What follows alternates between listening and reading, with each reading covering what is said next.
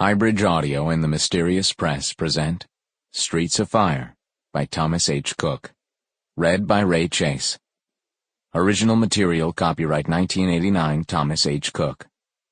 Recording copyright 2012 by Highbridge Company and recorded by arrangement with the Mysterious Press, LLC. Birmingham, Alabama, May 1963. Chapter 1. Ben scribbled into his notebook, balancing the radio mic on his shoulder while he wrote. "I'm on surveillance," he said irritably, "and King's still talking." He glanced up toward the church. He could see the crowd shifting excitedly as the people stood packed together tightly on its wide cement steps.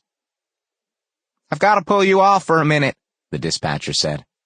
"We got a body down in that old football field off 23rd Street.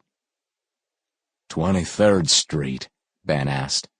"Why don't you let the Langleys handle it?" He kept his pencil poised on the page. "Nobody knows where they are," the dispatcher told him. "You know what it's like at headquarters."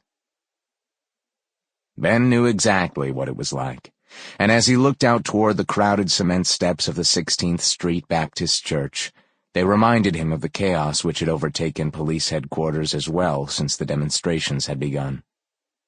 It was a hot May. The jails were already choked with everything from dentists and lawyers to half-blind old women, and every man in the department was on full duty to deal with them. Both uniformed patrolmen and plainclothes detectives slept in their cars or in makeshift dormitories which the department had set up in the hallways and storage rooms of City Hall.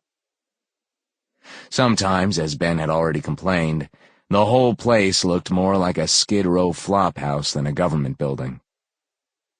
"You read me, Ben?" the dispatcher asked.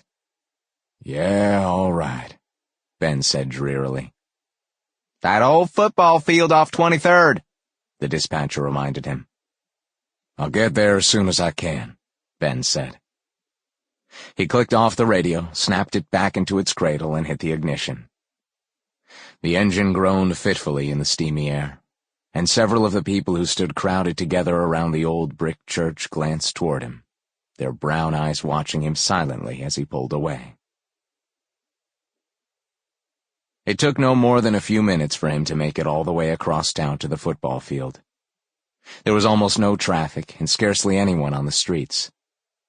It was as if all the people who lived in the downtown black district of the Sample complete.